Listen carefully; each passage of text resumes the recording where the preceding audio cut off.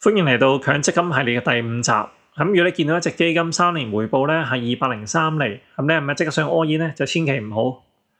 揀一個基金咧，佢有幾個方法可以揀嘅。我哋上一集咧就介紹咗2個神器，今集咧介紹埋剩低嗰2個神器。第3個神器咧就係 ETF 啦。經濟通佢入邊有一個功能咧就叫積金排行榜，可以睇到市場依家最強嘅板塊啦。你就一邊仲可以揾到就係話係一啲功能，就譬如話係用風險級別去篩選嘅，或者係用呢個投資地區，你想要亞洲啊、韓國啊定係北美咧，或者係你可以睇到短時間內1年或者3年嘅回報順序啦。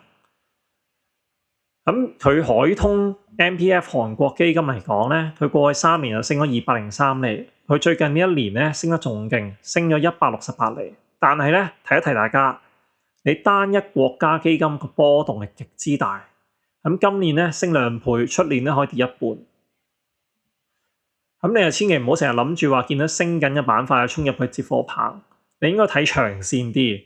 你咧就可以喺 ETF 入邊咧就揾一啲嘅 watch list，就加你想要嘅基金入去慢慢睇，係啦。你可能見佢跌緊嘅時候咧，你先入去撈貨，咁樣係比較勝算高啲嘅組合。你千祈唔好見佢升得好勁就諗住去買去追。通常入去都係接火棒。第4個神器啊，最後一個啦。佢就係積金局嘅強積金基金平台。佢可以睇得到一樣好緊要嘅資料 ，FER 基金開支比率，即係手續費啦。佢入邊仲可以睇到5年同10年嘅年化回報啦，或者睇下同一個計劃入邊有冇啲低消費嘅替代品。舉個例子啊，海通嘅 MPF 韓國基金咧 ，FER 係1.71厘。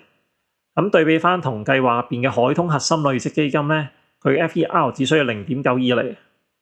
係啦，大家都係同間公司嘅，但係嗰個手續費係平一半。大家留意翻啦，如果你係想長線去持有嘅，你嘅核心基金 FER 咧必須要細過1.1。如果唔係咧，你爭0.8厘，乘翻30年咧，嗰度最後個利息差距有成幾十萬港紙啊！下一集我哋會再同你講啦，就係話有樣嘢就係叫 DIS 懶人神器，好唔好啊？下集見。